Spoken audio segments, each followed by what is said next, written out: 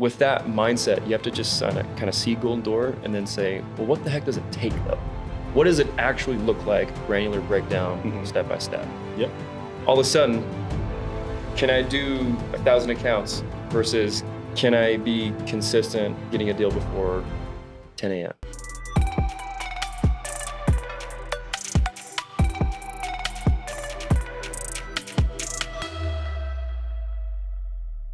All right, guys, welcome back to the Door to Door podcast. We're back again with another Golden Door winner episode, and this one's going to be really unique. You're about to see why. I'll tell you why, because A, we're in studio. Woo! We love being in studio. And two, we have two Golden Door winners live in studio, one of which has earned one 5 times, guys. 5-time Golden Door winner.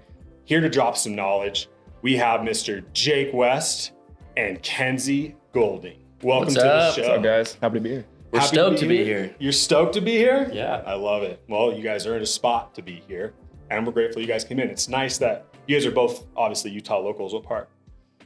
Kaysville for me. Kaysville. Dude, I don't want to get dark, but I had a mission companion. Actually, I trained him From Kaysville. from Kaysville. After the mission, moved to Vegas, was just walking down the street at night for no reason, got gunned down. Oh, that's terrible. I know Rest in it's peace. dark, but Dang. yeah, dude, we were tight too. So that was This like was on the mission. no, after the mission. Oh, yeah. Yeah. He I leaves just- the mission, goes to Vegas real quick. That's what happens. He was in Wrong Henderson place. in the burbs, dude, just walking down the street in the burbs. Someone rolls up, just drives away. Wow. So Yeah. sad. I know, it's devastating. But yeah, he's from Kaysville. What about you? Where are you from, Kenzie? Born and raised in Georgia, Georgia. Atlanta, Georgia. All right. And then Georgia. currently I noticed a little bit of the southern. Oh, yeah? You hear that thing? Yeah, I Heard heard that. Get that thing on you. It's so funny. Every time I say I'm from Georgia, people are like, I don't hear an accent. I'm like, bro, I'm not from the sticks. I'm not from the sticks, but I can bring But, it but, out. if you, but if you said something like, you want some gravy on that chicken, like would it naturally come out? You know what? When people notice it the most is in Subway. Subway. Because I always ask for oil and vinegar. Dude, same. Oil and And vinegar. people are like, Yeah, that's what? Oil. What and vinegar? oil and vinegar. And I have to be like, oil and vinegar. Oh, like she just said so, dude. I don't know what you're saying with oil. That's Oil? funny. It's only certain words. I still say y'all, but I don't think I have twang. My mom, however, has. Yeah, Love she's it. got a big. Awesome. So born and raised in Georgia, and then now you're in Live currently in Provo. Provo. Okay. A little bit of a trek up here today. Oh, yeah, very huge. Yeah. Yeah. When I just moved to Utah in February. Welcome. Thank you. Where are you from? California. Ah, good place. And before I moved into my spot in downtown Salt Lake, I was staying down in Salem, commuting to Sandy every Oh. day. Yeah, Gnarly. that's That's bad. insane. Dude, gnarly. Was that an hour? Yeah, without traffic. Yeah, it was bad, but we're all good now. But welcome to the show, Utah guys. I love it. Yeah. So for our listeners who may not know who you are, they probably, for our repeated listeners, our old faithfuls, they know you, Jake West, 5-time Golden Door winner. But why don't you start with you, Jake? Give us a little bit of a background, how you got into the industry, what your career was like in the early days, what got you to a 5-time Golden Door, and then you do the same after. Sure. Yeah.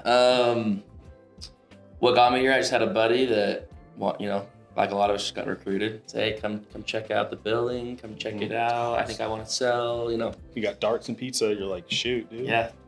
We're going to raffle off the Anything for TV, pizza, bro. Anything for pizza. I kind of got interested in it, and then there was a buddy I met at a wedding I was at with my now current wife. We were just dating at the time, but she was my +1. Mhm. He's like, dude, what are you doing this summer? And I'm like, I think I want to sell pest control, but I don't know what to do next. Yeah, I was such a lay down recruit. I was like, he's like, oh, dude, come with me. I'll have you meet our regional tomorrow. Take you to lunch. Like, let's do it. Like, we're going to Houston, Texas. So I was like, okay, cool. I've never been to. Maybe I've been to Texas once, but never spent much time there. So I was like, yeah, all right. And then the rest is history, dude. I've been with Aptive that whole time. So Nice, dude. I'm going on 11 years. This will be my 11th summer, so I've done 10 years. Decade. And maybe we'll talk about this later too, but it's just the culture shift of door to door has been crazy. And I think a huge part of that is, of course, the Golden Door Award and everything. Because when I started back in 2016, it was like if you sold 250 accounts, like you were the guy, like you were a dog. Mm-hmm. You can maybe agree to that with some of your other companies you Yeah. sold for, but So my first couple of summers, I did 250 or 265 accounts and then 270 accounts because that's like all I needed. That was like peak. Yeah. And then there was a few guys in the industry I noticed that were selling like 500 accounts, 600 accounts, 700 accounts. And I was like, dude, that's crazy. That's like why can't I do that? Mm-hmm. So I was like, all right, my goal is to do 500 accounts this year. Doubling my best summer. Like that seemed kind of scary to me. Mm-hmm. And I did it. I even tore my meniscus that summer and I couldn't walk really great for like a month playing basketball in the morning. It was wet outside. My leg went left and I went right. And but I never missed a day knocking that summer. Even I just put a thing on and just limped. What's your excuse, guys? What's your excuse? If there was a door, that was my first year on a Segway. I'm super grateful for Segways. They changed. So if a door had a lot of steps, I would just skip it.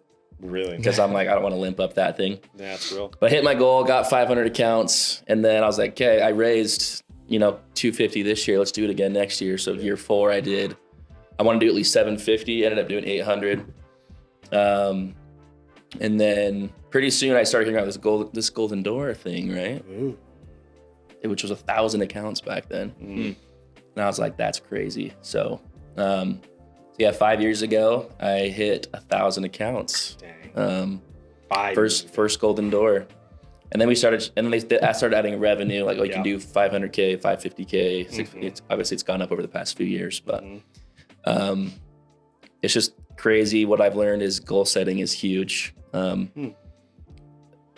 That's how I got for those of you guys listening that maybe are in a similar place. You're at 250 and want to get to 500, or 500 want to get to 750, or 750 want to get to 1,000. Like, the power of goal setting is real and huge, and visualizing your goals and manifesting your goals and like making it a reality and then putting the work in. Like, big things happen. Absolutely. Now here we are, 5 golden doors later. Dude. I did it once, I wanted to keep doing it. Absolutely. That's the new minimum. That's amazing, dude. Impressive. Before we hear yours, where are your awards? Are they hanging in your office? They're in my office on a bookshelf right now, like all lined up. Sick, dude. That's so sick. I'm running out of bookshelf space for them. So. I actually need to get another bookshelf or start hanging them. I don't know. We'll see. But that's amazing. Not a bad problem to have, right? No, not at all. Not enough space for all my Golden Door awards. It's funny too, because I remember when, so Sam actually is from my home. He's not from, but he moved to my hometown. Okay. And went to high school at like the competing high school of mine. However, him and my older sister are the same age. They became friends. So like he used to come over to my house and I was like, who are you, dude? I'm like a punk little teenager. I'm like, bleh, And then I heard he got into door-to-door sales and I was like, oh wait, he's really good. He was like Vivint's top rep. Wow. Crushing at Vivint, yep. And then he started this door-to-door con thing and these Golden Door Awards. And I was like, just LOL at the time, right? Like whatever. But like to see how the progression, the industry is just gripped onto it. It's like truly like a neutral industry recognition type of a thing, and the prestige and honor that is just since he like launched it since inception. Now it's like, dude, Golden Doors is like big deal. We needed a gold standard industry-wide Yeah. of what excellence is. Absolutely, and he did that, and it really has separated who's elite and who's not. So it's pretty cool. And well, that's like recognized now, like because 6 years ago when I was at 800 accounts, someone said, "Hey, you're gonna go for Golden Door," and I was like, "What even is that?" Like, I'm like, I don't think so. I don't really care. I didn't know what it was. And then like a year later, I found out about it. I'm like, dang, I should have got it. I kind of I think that's a pretty cool award. For sure. And I'm glad that I think everyone knows about it now, has heard of it. It's recognized, obviously. It's blown up. It's a big deal. It's made us all better. It has. What about you, Kenzie? How'd you get in the industry? What's your story? We chatted briefly offline, which was a pretty unique story. Yeah, it's kind of interesting. Yeah. First year, I guess I'll just start. Wait. How'd you get recruited? I love a good. Yeah, let's start with that. Good recruits. I transferred from BYU Hawaii when they canceled all the sports. I was on a cheerleading scholarship over there. No way. And it was super fun, and met my now wife over there, which is awesome too. But I transferred from BYU Hawaii to BYU Provo because they were offering scholarships there still. I met a good buddy who's still, one of my best friends today. His name is Hayden Hunt. Shout out Hayden Hunt. And we were at tryouts together, and we both made the team, and we were both just like having fun during the whole time. We clicked really easily, and he was like, "Hey, where are you rooming at? Do you even have housing yet? I was like, bro, I just got here. I'm still looking. And he's like, you should be my roommate.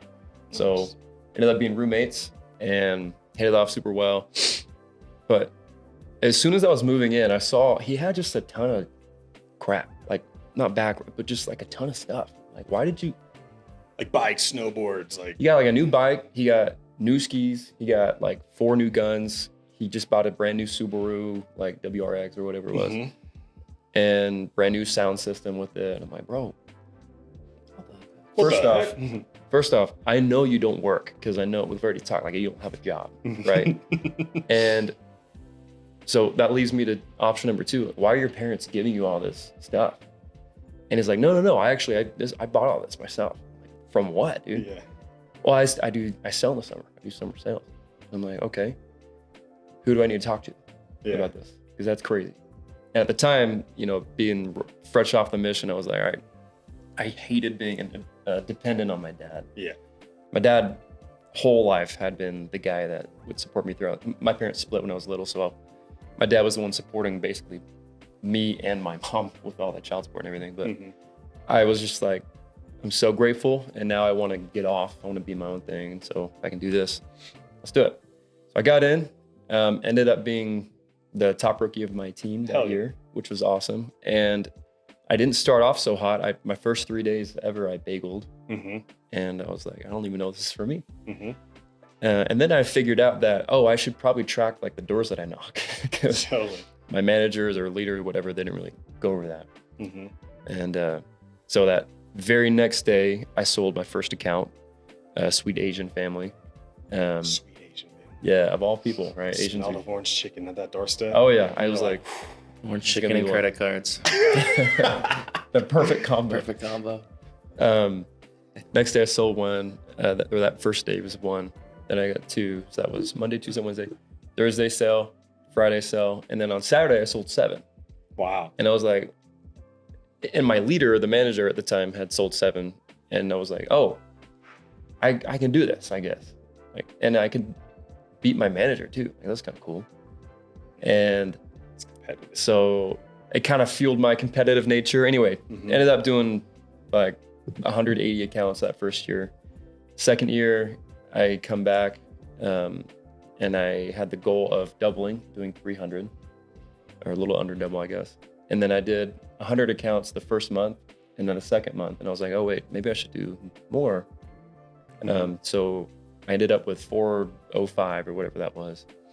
Third year, I had already set the minimum baseline. So I was like, all right, at least 400. So I do 415 again. And then fourth year, I started at one of my friends, Joe Haas, who's a TrueWear. He started a pest control company in Minnesota. So I sold like one of the first pest control accounts over there. Nice. So did that for that little time. But then we were getting to the point where my wife was pregnant at that time. We had just had our kid and I was moving into my next summer. And I started feeling these growing pains. And I started to look for like, oh shoot, I don't know if door-to-door is even the right move right now. And being honest, door-to-door was supposed to be a transition for me because I was in flight school. Dude, no way. I was supposed to be a pilot. My dad was a pilot for Delta. My grandpa was a pilot for Delta. I was like, freaking legacy, bro. Be a pilot for Delta. Totally. I got the in. And so I was in flight school. But then I got told in my FAA physical that I was colorblind. What? And I was not, and I'd already been in flight school for like 50, 100 hours flying. Jeez. And I had just been smacked in the face with this, you can't continue. So I was stuck. And my whole life was just ripped out of my hands. Dude, that's and gnarly. It was the first time I truly felt like handicapped at something. I can't improve on something. And so I can go into all the, gory details about that, but it sucked. And I felt like I was kind of stuck in door-to-door then. I was stuck in this, it turned into like a prison sentence, you could call it. So going into next year, I told Delilah, I was like, this is gonna be my last one. And by the way, it's not always a great idea to go into a summer announcing to everyone, this is gonna be my last summer. Because how do you think your mentality is gonna be? Oh, dude, you're already like checked out. Probably pretty poor. You're already like, you're only halfway there, halfway out, totally. So as you could imagine, that last summer, I went to Tampa. It was just piss poor. Just did not well. And my mentality was not great. I was just looking forward to, when is this going to end? Like, I'm ready to stop. And unfortunately, it rubbed off on Delilah, and she was like, this is not a fun version of you. I don't like this. And so summer ended. I decided to check out. I was done. I quit door-to-door. So I moved to a 9-to-5, and I actually started up at TrueWear, which I love. Shout out TrueWear. Right, shout out TrueWear, which, you know, Tim Nix and Joe Haas, Bryce, love those guys, and it was a great experience. I loved working with the swag industry. I was still in somewhat sales. I had like some kind of commission, but it was mostly just a salary thing. But this is for you guys too, listening at TrueWear, like honesty here. I got one of my checks for the month, and I looked at it, and it was like $5,000, whatever it was. It was somewhat small amount. But I remember looking at this, and I said, I have made this exact amount before in one day of selling. Totally. And so that was a little bit of a slap in the face. And I also am really into real estate. I love real estate. And I had bought a pretty good amount of I think I had at that point maybe 10 units of real estate that I bought strictly from my selling. And I realized, oh, with this pace, I'm gonna draw back my goals for real estate, for cash flow goals, probably like another 10 years at this point because of the difference. So, so I asked myself, am I truly in this? And I started to see my kids like the same amount of time, so to speak, but now all year long, instead of going hard for 4 or 5 months and then 8 months free. Totally. So a lot of other details that I could go into, but the last thing that nailed the coffin was I told you about this experience. As a vendor with TrueWear, I was sent to door-to-door con, and I was just showing merch. And I saw one of my good buddies, Austin Mazer, who I cheered with at BYU. I didn't really know how deep into door-to-door he had gotten, but he passed the booth, and he was holding a plaque. And I was like, Austin? He was like, Kenzie, what's up, man? And I see his plaque, and in my brain, I'm like, bro, did you just get a Golden Door award? He's like, yeah, I just did. In my brain, I'm like, what the heck? This guy, who I know very well, I know him. He's a goofy guy. He's funny. He's very kind-hearted, but I'm like, I know this guy. This guy got a Golden Door? What am I doing? Why haven't I truly chosen to give it all if I was in it? And so my relationship started to change a little bit, and I started to think, I don't think I've ever given it all. So I decided, after a year of being done, I decided to say, you know what would it look like if I gave it all? It would probably be a Golden Door. So I'm gonna give it one more time. Sorry, this is kind of droning on longer, but I talked to Delilah. She was pissed. She was like, no, I hated your mentality last time. So that was also a big red flag. It's like something had to change. I had to drastically change my relationship with this job, and I had to see it in just a new light. Like, this is, it's such an amazing job to have. Totally. It is sacred in a way. It's what funds all my goals and dreams and speeds it up too. Absolutely. So I changed my mindset about it. I became more grateful, and I said, you know what? For you also, Delilah, I'm going to go all in with this, and I'm going to see what it looks like, what happens. And my best previous year before that was $250K. And then that first year back, I hit revenue or commission? Revenue. Okay. And then my first year back, I hit $700K and then got a Golden Door. Dude. So almost tripled my best year. And so that's crazy. And then this year that just passed was just my second Golden Door just now. Wow, dude. Mark your calendars and grab your tickets, because we are back on January 22nd through the 24th, 2026 in Salt Lake City, Utah. 3 days where industry legends, top CEOs, and breakthrough innovators gather to share the strategies shaping our industry. Witness the prestigious Golden Door Awards honoring the elite performers who've achieved what others only dream of. Network with over 2,800 door-to-door professionals across all industries, ranging from solar, roofing, fiber, alarms, pest control, HVAC, and beyond. Founded by Sam Taggart, This is where careers are transformed and million-dollar connections are made. Visit d2dcon.com, click the D2DCon 9 button at the top right, and secure your spot at the most important event in direct sales. Use promo code podcast to receive a 20% discount on your ticket purchase. That's d2dcon.com, promo code podcast. Now, back to the show. That's unreal. What a story. Especially the flight school part, getting told you're colorblind, probably not even knowing you're colorblind because you're just like, this is like, that's green, that's red, that's blue. And someone's Right, like, I can see colors, but Yeah. I guess not distinguish enough. yeah, that's wild. This story's way more exciting than mine. Like, man, mine's boring. So- Yours. Do you have your private pilot's license? I actually stopped just short because the FAA physical was To get needed it. to progress. Got Now I it. still can get a private license, but I can't get my commercial. Right, yeah. So it's kind of limited private. It could be a fun hobby, you know? You get the flying genes, it sounds like. It's in the blood. Yeah, And, my dad still flies. He has his own little Cessna, and Nice. we fly together That's sometimes. sick. But Yeah, it was a big slap in the face for sure. that's Big roadblock, but he overcame it. Down the absolutely. path.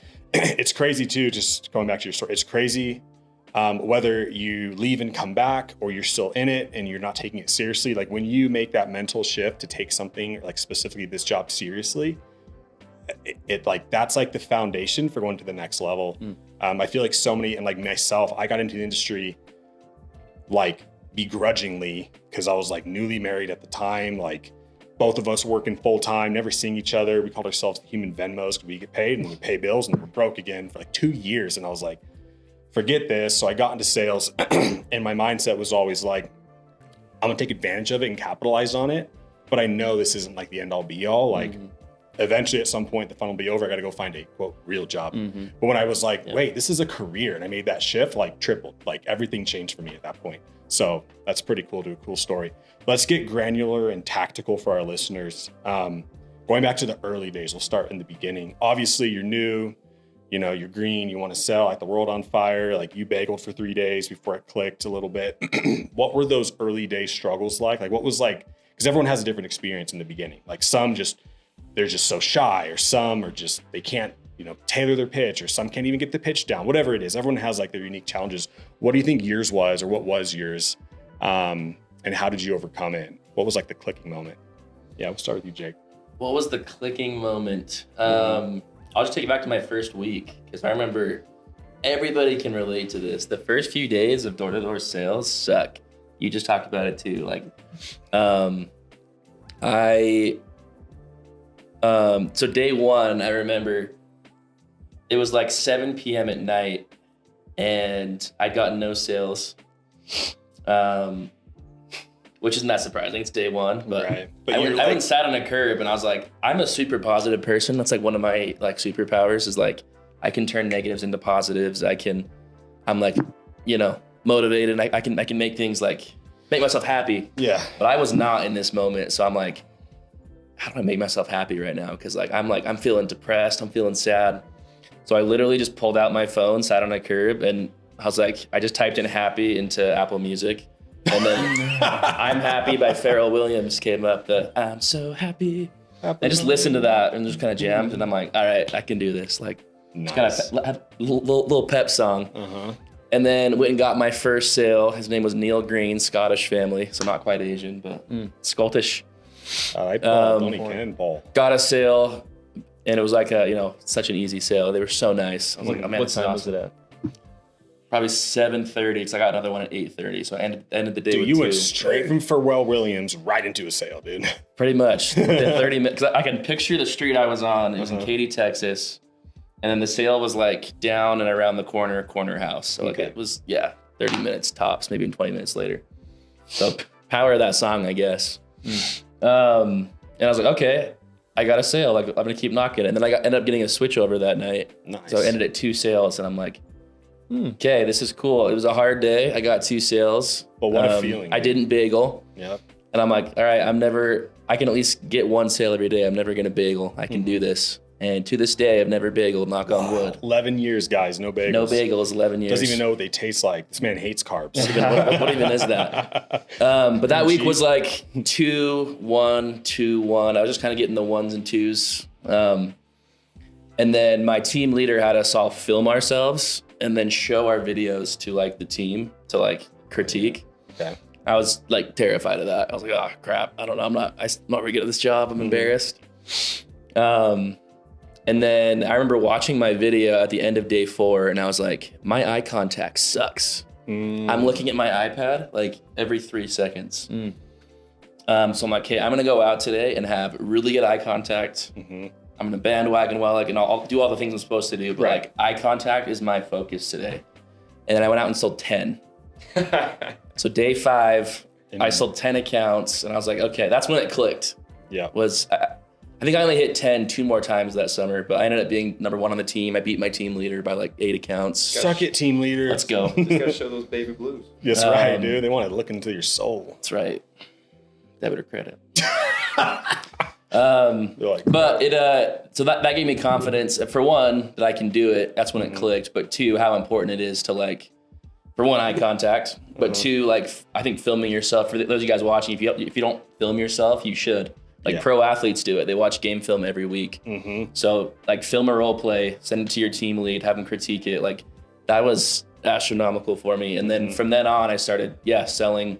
Not quite 10 days, but that 4 to 7 range started to become like pretty normal for me. Yeah. Because of the confidence I got and knowing that like I can always improve, always get better, and always focus on the small things, and those turn into big results. Amazing. Just to touch on that really quick, I just think that's so impactful. Guys, please, like, it's shocking. Like, if you're not self-aware, how can you improve if you don't know what's wrong? And it's like so many reps are so reluctant to record themselves. Yeah. And if they do, it's embarrassing a little bit, just when you're new. Totally. I had never really role played before ever. So I was like, okay, this is super. And my video was terrible. And so then my team watched that video the next day and they're like, how did you sell 10? They were all like, I was the youngest on the team too. And it was like a bunch of older vets. Yeah. Like, how did this rookie, like 20-year-old punk, like sell 10? And I was like, hey guys, I watched this video and learned from it. And they're like, okay. Yeah. So, and you never get to a point where you should stop to. I believe you should always be critiquing yourself, because you're not sometimes aware of the things that are lacking, because you get, especially when you get the job quote unquote down, right? You start to kind of go on autopilot a little bit. You're focused on a golden door, you're focused on whatever, running a team. You start to kind of neglect the fundamentals of what makes a successful door-to-door sales rep, and you don't realize that it can start to wean or whatever. And so you got to be always doing that. So that's amazing. What about you, Kenzie? When was your clicking point? Because I know you said you sold 0, 0, 0, and then you what was it? You I did 7 that Saturday. Okay, yeah. So yeah, 0, 0, 0, 1, 2, 7. And then I had never gone below. I actually don't think I've bageled since those 3 first bagels either. Man, guys, this is an anti-carb studio today. Not to knock on wood or anything. No carbs allowed. But cream cheese only. I truly think the biggest difference was my identity all of a sudden just raised. And I don't remember what made it click on that Saturday. I think it was, I just started to have a bit more fun. Like, whether it's something small, like, oh, the sun is shining, like it feels good today. Yeah. And maybe I was just a bit happier that day because of that. And, you know, people underestimate the power of just these small little details that you feed yourself. This is a good day. Like, we just had I was with Hayden, who's my car group partner. We were jamming on the way to Hood, and I felt good. I was in a good, positive headspace. I was really happy that I was here. And all of a sudden, that translated to finding happy people somehow. Right? We don't know how that works, but happy people tend to attract or create other happy people. I was going to say, you probably didn't find them. Your energy transferred. Correct. They could have been in a state, and then some very pleasant guy with good eyes comes to his door and just changes their state, and they're like, you know Beautiful what? Baby blues. Those baby blues, baby.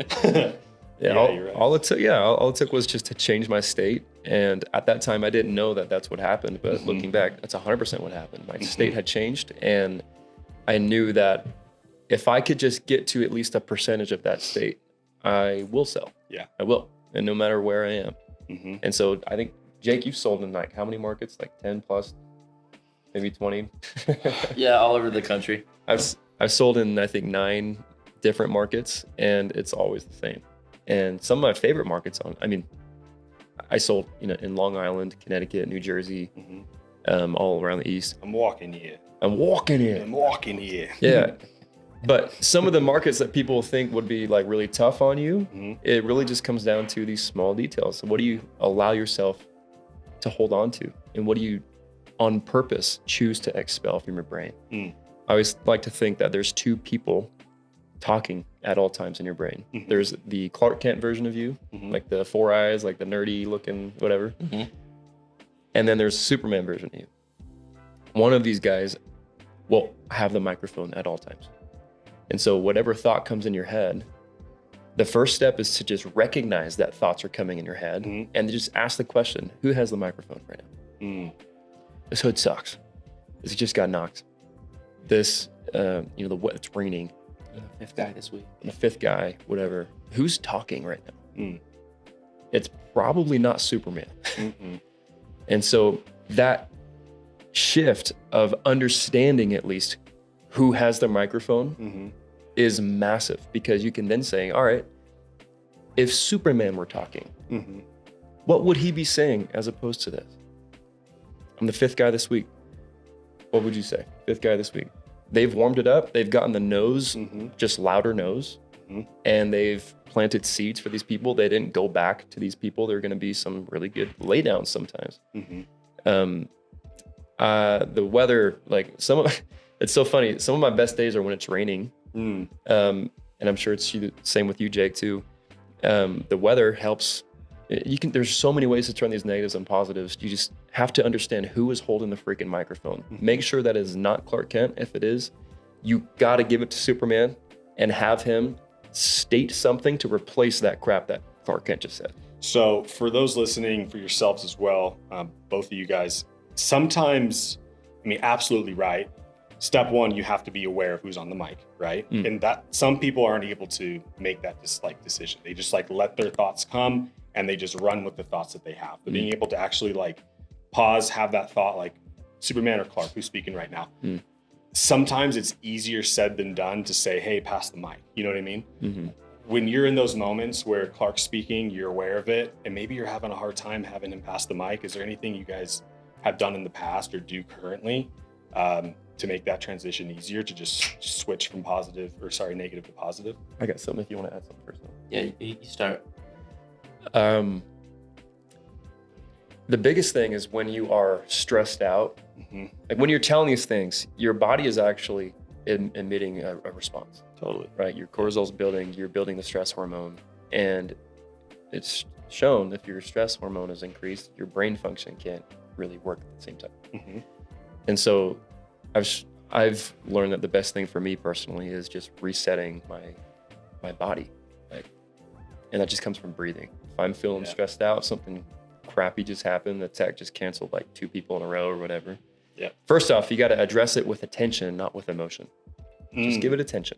And if all your attention is exhausted and you've done what you can, that's all, right?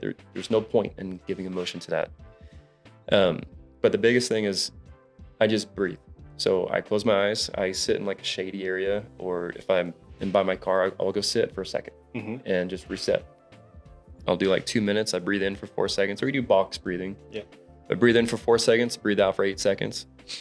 And that forces your body to calm down. It forces your BPM to drop. And all of a sudden, when you're in this state of just breathing and you're calm, your logic is able to turn back on. Totally. And you're like, shoot, what have I been telling myself? One thing that I really found impactful was I have a little boy. He's 4 years old. I have a 2-year-old girl too. And you have 2 kids also we're at the same age. If I were to tell Jamie, my 4-year-old boy, all of these negative things, like, hey, Jamie, you're trying to do this big job. It's hard and it's scary. Oh, guess what? Someone was just there. You're probably not going to be successful. Or, hey, it's raining. You're probably not going to sell because it's raining. Or you're not 100%. So there's no point in you even going out right now. That's a toxic, abusive parent, right? It makes me almost tear up thinking about telling that to him, to anything close.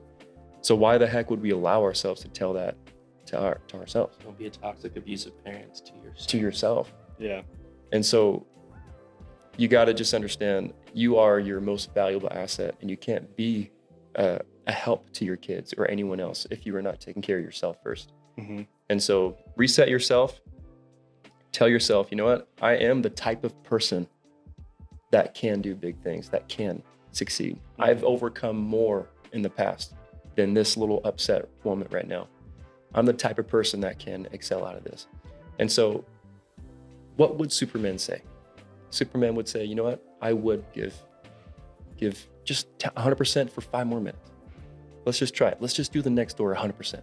Mm-hmm. Forget everything. And the doubt, this Clark Kent will be like, no, but that's not you. That's not you. But you're always able to change who you are at any given time. Mm-hmm. They say people don't change. People change all the time. You can change your trajectory with one decision. Mm-hmm. So just decide to be what Superman would be and just act like it. Mm-hmm. Insane. Dude, door-to-door sales is such a crazy cool job. To be able to have moments like that on the daily. You're not like, you've done the 9 to 5 where you show up, whether you're Clark Kent all day or Superman all day, it doesn't change a damn thing on that paycheck. You don't need, you should always, it's like personal improvement, right? Mm-hmm.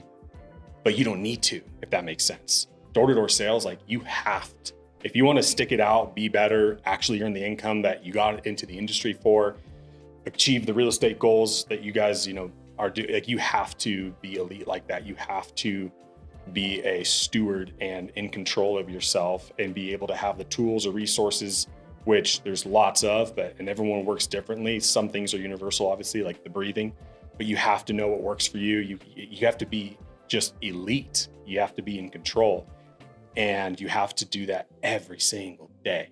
Some days are easy, right? We've all had those easy days. Everything clicks. You're in a great mood. Energy levels are right. You don't know why. Sometimes you're just like, I did the same thing I did yesterday and I feel way better than I did yesterday. I got the same amount of sleep, exercise, study, whatever, weather's the same. Like, I just feel so much better today. Some days are just like that. But most of the days, like, you have to just absolutely exercise control and change states and have those dialogues and do the tools and the resources and just push through and be resilient. And there's not many other jobs where you get to do that. Mm-hmm. It's pretty cool. But did you have something you wanted to add to that? I don't know if I can think of that any better. Mine's not as I guess heroic or poetic, a question for both of you. We'll start with you, Jake, though. That kind of segues in. Yeah. I feel like a lot of reps look at Golden Door winners as almost like invincible. They hear the numbers that they do and they know what it's like. They put in their heart and soul, and maybe they did 280,000 in rev, and they're like, dude, there's guys that are doing like 8-9 million plus in revenue. Like, what? You know what I mean? Are these guys like real?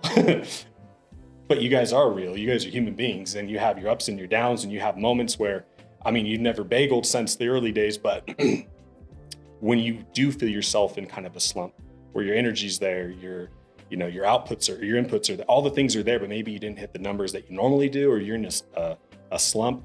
What do you do to get out of that? Jake's got good stuff. To get out of a slump? Yeah, out of a slump. We all get them. We all get them. This answer kind of is when you're in a bad mindset or if you're in a slump. Mm-hmm. But I always try to, kind of similar to what Kenzie said, I try to self-medicate first, self-analyze, like, okay, what am I doing? Where am I getting held up? Mm-hmm. Like, a lot of times it just comes down to, I need to go back to the basics. I'm trying to do too many like advanced closing techniques and getting it. Yeah, but sometimes I'm just like, I just need to go back to the basics. Smile, head nod, bandwagon. Yep. And when I go back to the basics, that solves the problem a lot of the time. Just overthinking it. I'm overthinking it. I just need to make it simple. Keep it simple. Absolutely. If I'm super grumpy in a bad mood, I think switching the mindset to, I'm just going to go make somebody smile on this next door, rather than I'm not going to try to sell them. I'm just going to go tell a joke, like try to laugh and smile. And that gets me in a better mood. And it's funny how often I sell that person, because it's like, we talked about it earlier, like sales is a transfer of enthusiasm. So transfer something good, and then, what goes around comes around. Absolutely. And then that's like typical, but if I'm really in a bad headspace and it's making me in a bigger slump, everyone should have like one person that they can call to like cheer him up or like talk straight to him. Maybe it's your leader, maybe it's your mentor. For me, it's my wife. Jake was one of those for me. I was definitely Kenzie's for sure. We talked a lot this summer. We did. Where'd you guys sell? Same market or different? Across the country. I was in Idaho. You were in Tennessee. I was in Tennessee, Georgia. Nice. Yeah. Yeah, you call me up, like, yo. I'm having a hard Necesita time. ayudas, por favor. Yeah, seriously. Yeah. And so going off of that, just the calling alone, that immediately pierces a hole in that these guys are perfect. Like, no, these guys are going through hard stuff too. And it's really difficult. And we have, on top of that, we have a wife and kids that we're, you know, we're not with them, and it's tough over the summer. They not go out to the markets with you? Typically not anymore. I mean, my wife came out for 7 years straight, but now that we have a house and 2 kids, it's kind of harder to leave. Totally. But she, this year we might do half and half. She comes out for a couple months, and That's rough. For me, she's come out every year, but even if she's out there, I see You're the kids still- maybe 2 hours a day, maybe 1 hour a day. Totally. If you're so lucky. if they're out there, you're gone all day. Yeah. So it's like, and then you get home at night and the kids are already asleep. And you're Totally. like, dang it. I know. That's gnarly. Well, let's shift into the Golden Door now. Let's get into the meat and potatoes. So obviously you guys 5-time, 2-time winners. Let's go back to the first Golden Door, right? So you're selling, you're doing okay, you're doing good, whatever. This Golden Door comes into your frame of view. Someone says you should hit it. You say you should hit it. The numbers are daunting. What had to change, or what changes did you guys make from the year prior to the year you got the Golden Door to earn it? Because obviously it's a lot of accounts. 1,000 accounts was your first. What was your first metric requirement? 700. Well, that was the 650 year revenue. Gotcha. So what had to change for you guys to then just to get those Golden Door awards?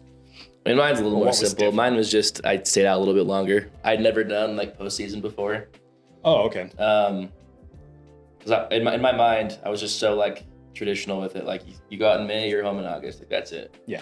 That's all I'd ever To done. do what he's been doing for that long, for just those May to August, that's insane. It's insane. And then, No so place. that first year I did like, I was like, okay, I'm gonna hit it no matter what. I made 1,000 accounts. Like I even messaged our CEO, Vess Pearson. I was like, at the time, I was like, hey, I'm hitting 1,000 this year. Like, hold me accountable. Like, I spread it out into the universe, right? So I was gonna hit it no matter what. And then end of August said I wasn't quite there. So I was like, I stayed an extra 20 days and then got it. Nice. The year before I ended at 800 accounts. I'm dumb. I should have stayed an extra 20, 30 days and got it. I was doing like 250 a month. Wow. And I ended at 806. So I'm like, yeah, not even quite a month. I would have gotten, Dang. 6 years ago. Uh-huh. So for me, it's just putting more time in. Yeah. A lot of times, don't be afraid to knock some extra doors. That's what it was for me. Amazing. I'd say, going back to your other question too, I want to relate to this. I think looking at Golden Door can be super daunting, but one thing I love, scary. Yeah, it's super scary to just look at the whole thing. But one thing I love that Hormozy says is do things in such a way that makes it unreasonable that you find success.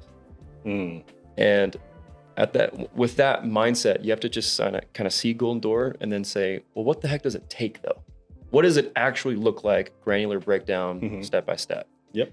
And all of a sudden, can I do 1,000 accounts versus can I be consistent getting a deal before 10 a.m.? Like all of a 10 sudden, a.m. guys, you hear that? For those of you that are like, okay, it's 2, I should knock now. A deal before 10 a.m. Sorry, I just wanted to highlight that. right? You guys So are grinding. all of a sudden, you're like, oh shoot, this goal seems way more easy than this goal. And what if I just make small goals like that, and all of a sudden they freaking add up? Like I said, I build Lego towers with Jamie all the time. And looking at a tower, you think it's this really nice tower, and you're like really solid and stable and everything. But you're dumb to think that it's anything but just a bunch of these little stacks, these little blocks. Yeah. Every single one of these blocks adds up together. So for me, I think the biggest thing also is I had to drop the illusion that it was going to be painless, because all my prior years, especially that previous year before I stopped, it was very, very rough. It was pain. It was a grind. Like it was just, you got to just get there. But thinking that way generated a lot of resistance to me. And when you have resistance on top of pain, that is what really creates all the suffering. Totally. So it's kind of like we've all cold plunged before. Like when you resist and you try to like hyperventilate, the resisting is what makes it suck.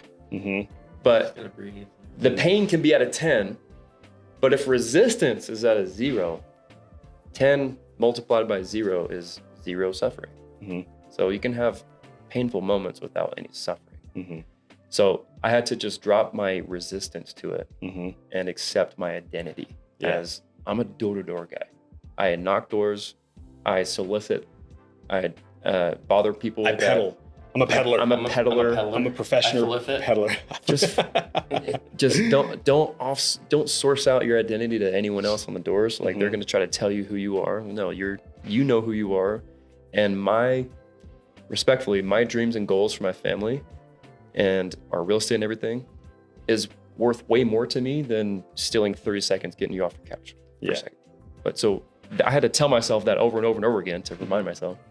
But changing that identity was huge for me, and then dropping my resistance. Absolutely. I think along those lines as well, I talk about pain and resistance, and you use the analogy of a cold plunge. Sometimes dropping the resistance isn't something that's easily done, and it takes doing it over and over and over again. Think about a cold plunge, right? Like your first time in a cold plunge, like you're there with someone that's done it before, most likely, right? And they tell you got to breathe, don't fight it, all the things. And sometimes it's just so natural too. It's just like a new experience. You're just like trying, You do it again and again and again and again and again, and you're able to then drop the resistance through repetitiveness. You know what I mean? It's like sometimes like, oh, okay, I'm gonna drop the resistance today, and a little easier, and because you're not freezing your body's, you're not fighting natural body functions. But I think it's just doing it over and over and over again, and being aware and working on it what will drop the resistance. For those of you that, like the listeners, I mean, that are just kind of like, well, I can't do that. It's like, yeah, you can. Anyone can. Some of the favorite reels I find on Instagram are people that start cold plunging, and they show like when they like day one cold plunge versus like after a year, and you see like they're like just dying and they first get in, and then they'll get in a year later and they're just like, hey so guys, they're so chill. They're so chill because they've learned how to drop the resistance, and then they're not suffering anymore. You know what I mean? So that's a really good point. One thing I loved about the resistance too, this is from Tony Robbins, but the difference is 6 millimeters. That's like the term he said. And it was originally about golfing. Like your success can be about 6 millimeters, but he applied it to your body language. If you're walking, let's say you're between doors, and if you can see me, whoever's listening, if your head's just kind of slightly down. Your camera's right, that's your camera right there. Oh, that's us right here. If your head's slightly down, you look like, he said a curse word. He was like, it was like, F me, like this sucks type thing. But then all of a sudden, if it's 6 inches up or 6 millimeters up, right, this from F me turns into F you, right? So all of a sudden, if you can change your composure, even your body language, your stance. Keep your chin up. Yeah, keep your chin up. Like they don't say keep your chin up for nothing. I think that's really scientifically backed. Absolutely. To give your confidence back to. Yeah. Absolutely. So one thing I've asked, we've done a lot of Golden Door podcasts. One thing I've asked, not everyone, but almost everyone, but I'm curious your guys' takes because you guys are experienced. So like people say like I'm in sales, right? That's like a pretty vague term. It can mean many things, but when you think about sales in general, there's lots of different elements that make up sales, lots of different skill sets within the word sales, You have to be good at communicating, you got to be good at, portraying and speaking, communicating in a way that's nonverbal. You have to know your product, all the things, right? So thinking about that and all the different elements that make up sales, which would you say learning, working on, mastering has made the biggest impact? Like you mentioned earlier that there was a time where you're like, oh, after reviewing your footage, you're like, I'm not making enough eye contact, metaverbal, nonverbal communication. So that day you went out and you were like, I'm going to look into their soul and sold 10. So like that's an element of sales, which could be your answer. But what do you think, which of those has made the biggest impact to your actual production once you took the time to like study it, focus on it, implement it? I guess to clarify, like which of? Is anything sales related? Like when I really learned the process of listening, or I just added like 10 different types of closes to my arsenal, or like I became a master and studied, objection handling. Like what of those? Because we all have had times in our career where we realize a deficiency and we put emphasis on learning a specific thing.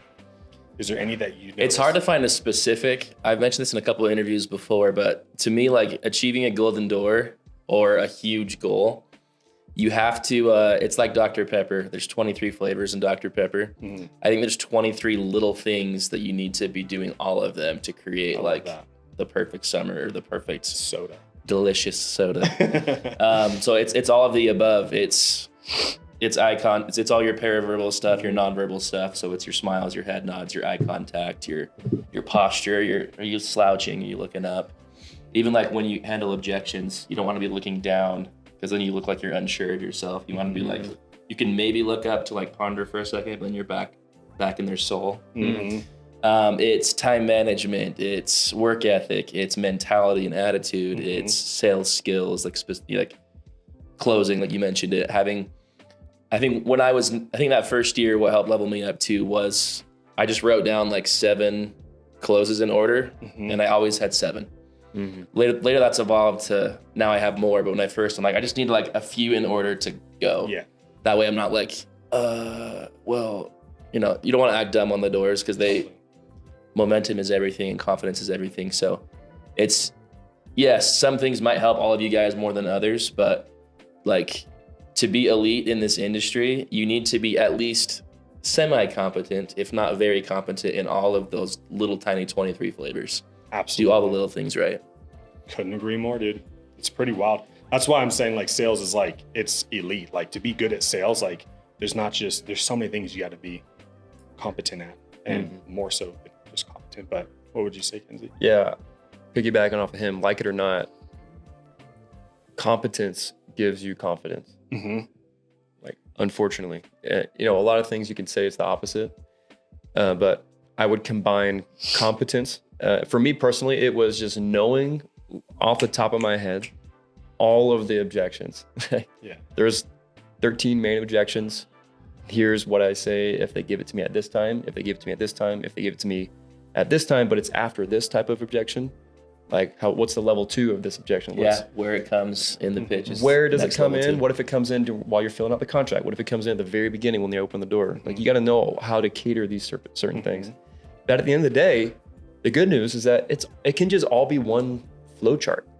You can just learn all of this. And if you don't know a specific way to handle an objection at a certain part, you can just ask someone who's really good at it and say, hey, what do you do if you've already gone through this type and they ask you this buying question and then it turns into this? And just pick their brain. And all of a sudden you know what to do and you don't have a hole there anymore. Yeah, absolutely. And so are you going to feel more confident with that? 100%.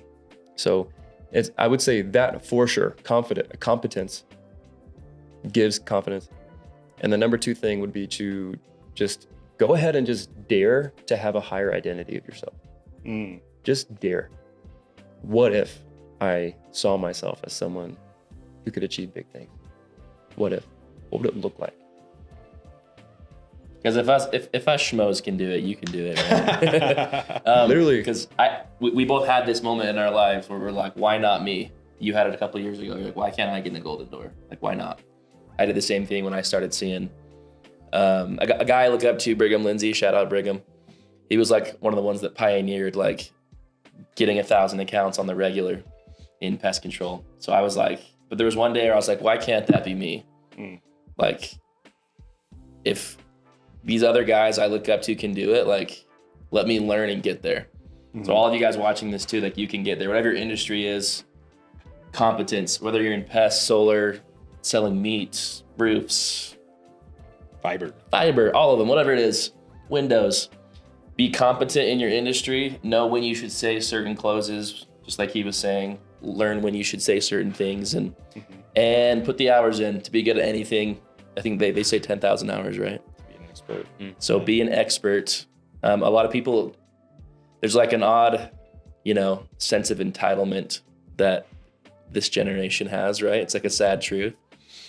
Nobody is entitled to a golden door. You got to earn it. You need to be an expert before you can be a golden door. It doesn't just happen your first year. I mean, very rarely. There's a few anomalies where people get it their first year selling, ever maybe their second. But for me, it was after several years. I had to become an expert first before I became a golden door winner. So put the hours in, earn it. Become a golden door, and then you'll become a golden door. Master, Ishu, see it, believe it. Conor McGregor, if you can see it here and be courageous enough to speak it or something, you will get it. Bro, that was pretty good. That was, dude, when he Jose Aldo just planned out. Yeah, dude, I love Conor McGregor. You saw it exactly what it was. Yeah. Together with that, I guess my kind of my last thing on that topic. Just understand, just ask yourself, who do I want to be? And what are the steps that I can take to actively start being that person today? Because you're always one decision away from being the type of person you want to be. Yeah. You can just become that person like right now by doing that. It's crazy. And all of a sudden that momentum just builds and you're like, oh shoot, I'm like, and then if you fall, chill out. You're one decision away from being back on track. Just get right back in. Like it's a process, like become it. And it takes time. It's not overnight. Yeah. One of my mantras is never stop improving. Yeah. And I had like for pretty much a decade, I always sold more revenue than I did the past summer. So it was like it didn't just happen overnight. Like every summer I was like, I can at least sell what I sold last summer and then some. And eventually I was up getting golden doors. Like just keep improving, never stop. We all start somewhere. Just always strive to improve, always strive to learn, and go put the hours in. I love it. I kind of gives a little bit to like kind of my concluding question, but I'm assuming yes, but have you guys been asked by people on your team, your company, like, dude, how do I get a golden door? Have you been asked that question? Yeah. Jake, 1,000. I was gonna say 5 times. For sure. Yeah. It's like, dude, what's been your answer to that question? It's probably a summary of some things we just mentioned. Right. But, I think it depends where they are in their career, if it's like their first year or fifth year or whatever, but usually it breaks down to 4 things. I know I mentioned there's 23 flavors before, but usually the main 4 categories are you got to master your mentality first. I think that's the biggest thing. And then the other 3 are, I think, work ethic, time management, and sales skills. Work ethic, time management, and sales skills. So those are my 4 pie slices of success. I love it. In door to door. Totally. So master those 4 elements. Find someone who's done what you want to do and go learn from them. And if there's an area you're lacking, learn from them on how to improve that pie slice. But number 1, it starts in the mind. We all know that. This job is not that physically demanding. It's hot outside. There can be bad weather. I've sold a lot in the snow and the hail, and it definitely sucks. But physically, we ride around on a scooter and go tap on some doors. Like, it's not that hard. We're not in a heavy construction job. But this job is super hard mentally. Like it is like a mental grind. It can be an emotional grind too, right? Absolutely. Maybe even a spiritual grind. I don't know, but but physically it's not that hard. It's a little hot outside, sure, but like master the mind first. That's what I tell everyone. That's like the number 1 thing when guys ask me, how do I do it? It always starts with mindset. Totally. We all know those reps that can go out and can crush like a 12K day. But then the next day they get like 0 or 1 or 2. Like, what's actually happening there? Maybe they got super motivated that day, or it was a competition day. But it's the discipline of, I have to recreate that step by step. And if I have to, I feel like emotion and excitement should just be a cherry on top, right? But just imagine if that rep was strict and disciplined about all of the standard, basics. And he did not sit in his car, and he got out on time, and he went until 9 p.m. or whatever. That type of rep that is capable of doing that with some excitement can do such amazing things. You probably share this too, Jake. Like, the first time I got my golden door, my first one, I said, there should be way more golden doors. Not just in this company, but in general. Every other rep should be a golden door. Because all I had to do was just kind of figure out the mental switch, and then all the rest kind of came. But I had to just identify, and no one is just identifying with being a golden door. That's really, I think, the biggest thing. Totally. And I think this year we have our biggest year yet for golden doors in the industry. Yep. How many do we have? There's just shy of 300. That's insane. You heard that here. Almost 300. Let's get it to 5. And that's the top 1%. Yeah. So like that's crazy. There's still a lot, not a ton, but there's still a few that aren't verified yet because the managers are just being completely MIA. But yeah, there's been just that's awesome, because I think my first year there was like 47 or something, like and a lot of them, a majority of them are pest control. Which is cool. So so it's not a coincidence that the more aware people are of golden door, the more top of mind and the more they can relate to, the more they want it. Oh, I think I want that. So absolutely, just freaking decide that you want it, and then together. I had one last thought that I thought was really impactful for me. So decide your identity. All of a sudden, when you have decided, ask yourself, or just tell yourself, the strongest force in nature is the desire to act out your identity. Deep. The strongest force is the desire to act your identity out. Damn. And so align yourself with that identity and then watch how it just unfolds. And I swear the effort, the time management, the sales skills, that all just comes a lot easily, a lot more easy when you just have that mentality set, as Jake said. Absolutely. Wow, guys. You guys definitely are elite. A lot of high level wisdom. A lot of people, you know, first time winners or younger kids, they have lots of good nuggets to share, but this has been just like kind of just more higher level. Hey, Kenzie's deep. I love it. Yeah. Like those quotes he had. Ooh, Fire. put those on t-shirts. Jake brings them out of me. Well, Door Con is next week. What are you guys most excited about? Besides Getting that golden door award. I was like, being on stage, baby, with this guy. Yeah. I love the energy. I mean, besides me actually receiving the physical award, which is of course the best part, right? It feels good. It's like the manifestation of all the work it's like you put in that's that year. it. But I actually like seeing everyone else get it too. Like watching Kenzie go get his, like seeing the emotion and the electricity on the stage. Dude. That's probably my favorite part. It's just the energy and the excitement I just got tingles because it is sense of brotherhood. Yeah. You know, like that pic we took last year, we all got together with our award. Yeah, selfie on the stage. Selfie on the stage. It's just fun to see the electricity. So yeah. What about you? I'd say I'm stoked. I actually love the breakouts. The breakouts are really cool. So valuable. One of the biggest. This was my TrueWear year when I was a booth vendor. I snuck away, and I went to one of Zach Seeger's breakouts. Okay. And he had just hit his 1.5 million year, his record year, and I just sat in the back, just ran away from my booth, sat in the back, and I was just listening. I was like, this guy's normal. He's not, you know, in the most respectful way possible. Like, there's nothing like crazy special about him. No. This dude has an insane amount of work ethic, insane amount of probably attitude and commitment, and he probably has an insane amount of skill. But can all those things be applied to myself? I think I can. Can I do like half of what he did? I could probably do at least half, and that's still a golden door. Like, totally. So just see that these guys aren't invincible. We're all just dudes. Right, we're all just We're dudes. girls. We're all just people. A lot of women earners this year, but Respect. absolutely, dude. I couldn't agree more. But again, congratulations to you both. Years hard work paid off, both financially and materialistically. We're going to get you guys your award and honor you on stage. Appreciate you coming in studio. It's been such a treat. I've learned a lot from this podcast. I love my job. I get to just interview like the best of the best. It's so sick. But guys, Door Con is next week. Literally next week at Mountain America Expo Center here in Sandy, Utah. If you are on the fence, jump over that damn fence, get your tickets, and come to the show. It's going to be the best one yet. The 9th Door Con. You can see Jake, you can see Kenzie hop on stage, get their awards amongst all other almost 300 Golden Door winners. Imagine being in a room with almost 300 Golden Door winners. That alone is worth the niche. If you're on the fence, would Clark Kent be telling you to stay on the fence? Or would Superman be telling you to stay on the fence? Which one? Who's got the mic right now? Superman, without a doubt, would be telling you to just go. Just send it. Just see what it would feel like to be immersed in that kind of culture amongst greatness.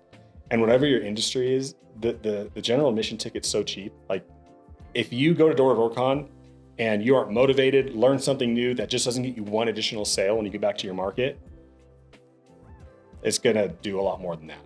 But if you want to get a little bit of a discount, you can use code Jake20 or code McKenzie20. You can choose whichever one. Both will give you 20% discount. To spell, but you know. I say go with Jake's.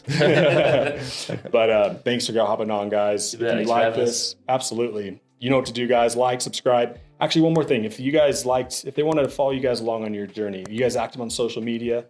100%. Yeah, Instagram, J_dub25. Love it. What about you? McKenzie Golding, one word. McKenzie Golding, GOU. LDING. Smash that follow button. Smash that follow button. Love it. We'll see you at the con and have a big 2026. Here we go.